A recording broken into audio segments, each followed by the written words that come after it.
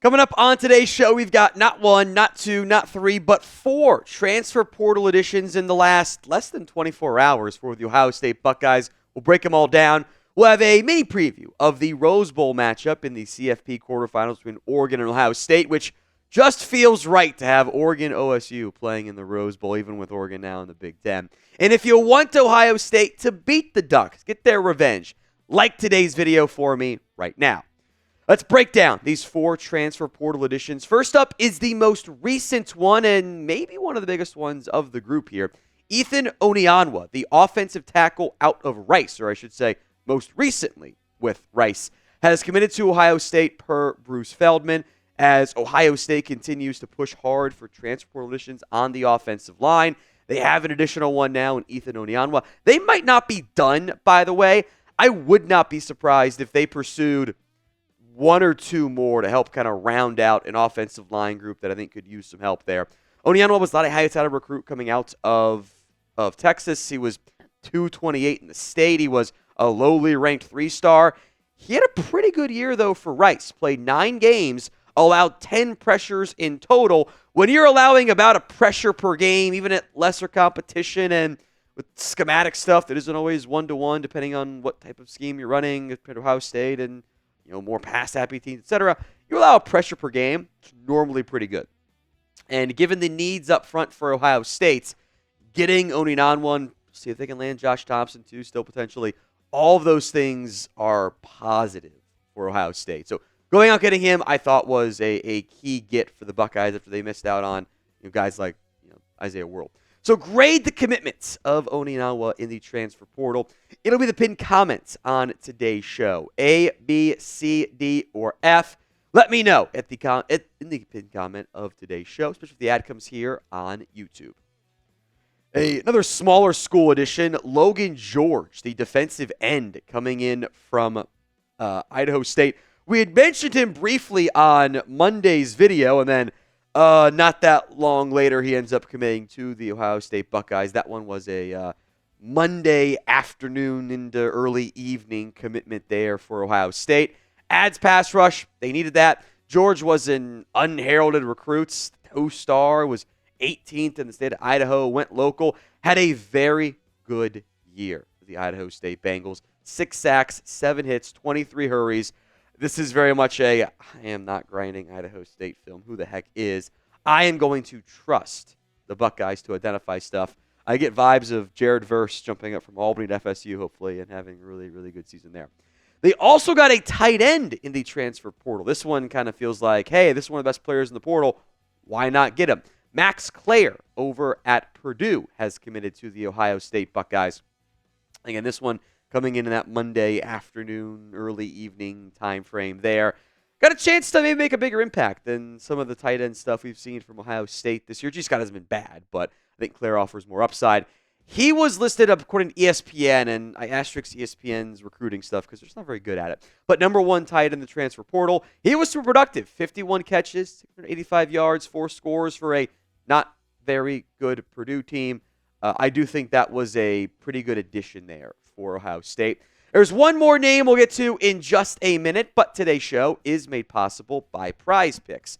It is the best place to get real money sports action. With over 10 million members and billions of dollars in awarded winnings, Prize Picks has made daily fantasy sports accessible to all. You pick more or less on at least 2 players for a shot to win up to 1,000 times your cash. Make your holidays bigger and brighter with Prize Picks.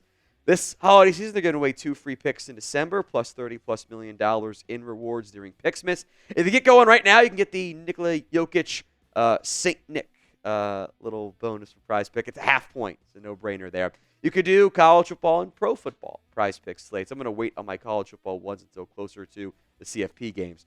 Rico Dowdle, more than 63.5 rushing yards. Jared Goff, 265.5. Hunter Henry, 42.5. Download the Prize Picks app today over at prizepicks.com/CLNS and use code CLNS to get $50 instantly after you play your first $5 lineup. Link will be in the comment section and the description of today's show. It's prizepicks.com/CLNS and use code CLNS to get that $50 instantly, win or lose with that Prize Picks lineup, because it's guaranteed once you play that first $5 lineup. not long after we put out the Monday video and I made the comment that we're going to try to find a running back, they did find one. CJ Donaldson, the West Virginia transfer. Big guy, listed at like 6'2", 238, I think. Or I think it's 238. Large human being, offers some power running that I do think Chip Kelly likes in his backs at times. Has been around a 5-yard per carry back. Wasn't as good this year for West Virginia. Does have 30 career touchdowns. Given the, I presume, losses of Quinshon Judkins and Trayvon Henderson to the NFL, having James Peoples and a lot of uncertainty behind that, I do think adding a veteran back, which feels weird to say out loud, but that's where you're at in the transfer portal and it's college football free agency after all. Adding one of those guys makes a lot of sense for Ohio State. All right, coming up next, we will have our keys to victory for Ohio State and Oregon, breaking down what to do if you want Ohio State to win. Before we get to that, because I assume everyone's going to pick Ohio State to win, give me your score predictions of Ohio State and Oregon. Let me know in the comments of today's show. All right, first up, I should say, on the keys to victory. Let's get Jeremiah Smith going early and often. I think that is a solid idea for the Buckeyes. That is a special football player. I know he's just a true freshman. The stuff he has done over the course of this season, the stuff he did in the first round of the CFP is electric. You don't see guys that size move as fluidly as he does. He's a dangerous yak guy at a big frame, and that's not something you see very often. Or at 1,000-yard freshman campaign, a lot of good freshman talent at wide receiver. Jeremiah Smith, we're going to have the conversation again next year. He's best receiver in football. We'll get that for 2 years. That's unusual. Next key to victory. This is for Ryan Day. Don't play not to lose. I honestly loved the game plan we saw against Tennessee. They came out attacking. They weren't scared of Tennessee. They didn't come out with this, we're going to try to be tough, physical, run the ball up the front like they did against Michigan. Got to be aggressive. Points are going to matter a lot. So go get them. Last time you played Oregon, went all the way down to the wire. Be aggressive. Don't play scared, because when you coach and play scared and you coach not to lose, you lose. I think we've seen that too many times in the past from a Ryan Day-led team.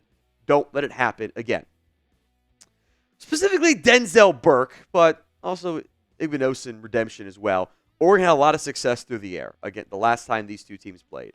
And Igbinosun he's been a penalty magnet this year. That's kind of just who he is. Denzel Burke did not have his best stuff. And for a guy that I had hyped, even dating back to last year's potential first-round pick, this is not first-round pick stuff. Oregon threw at him 7 times per PFF. He had 162 yards and 2 touchdowns. That's really hard to win football games with that from your so-called number one corner. I need more out of Denzel Burke in this game. I think you'll get it. So only room to grow, frankly. Can't do much worse than that. If he steps up and makes a couple more plays on the ball, big difference in that game potentially. Now, we will be live for the Ohio State-Oregon game in the CFP quarterfinals at the Rose Bowl, which something just feels right about that game being at the Rose Bowl with, historical Pac-12 team against historical Big Ten team, and the scenery, the setting is going to be perfect. Hit that sub button, youtube.com/GoBucks. Next up, Will Howard, do exactly what you did against Tennessee Volunteers. Now, and make a little winter is coming post, as I love that on social media if you didn't see it.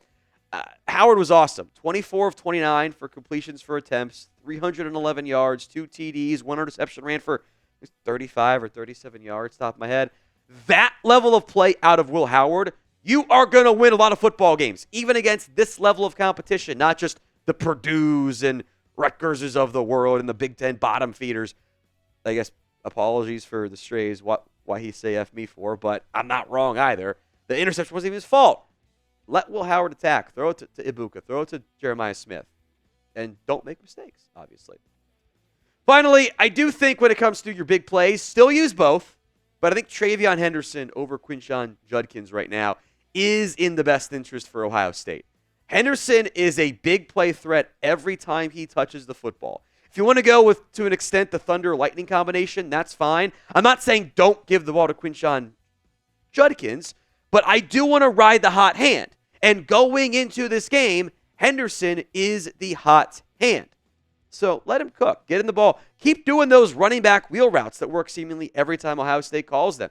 Get in the ball on some of those counters and motions. You saw both guys play together at the same time. Do a lot of what you did against Tennessee in terms of the schematics on the ground.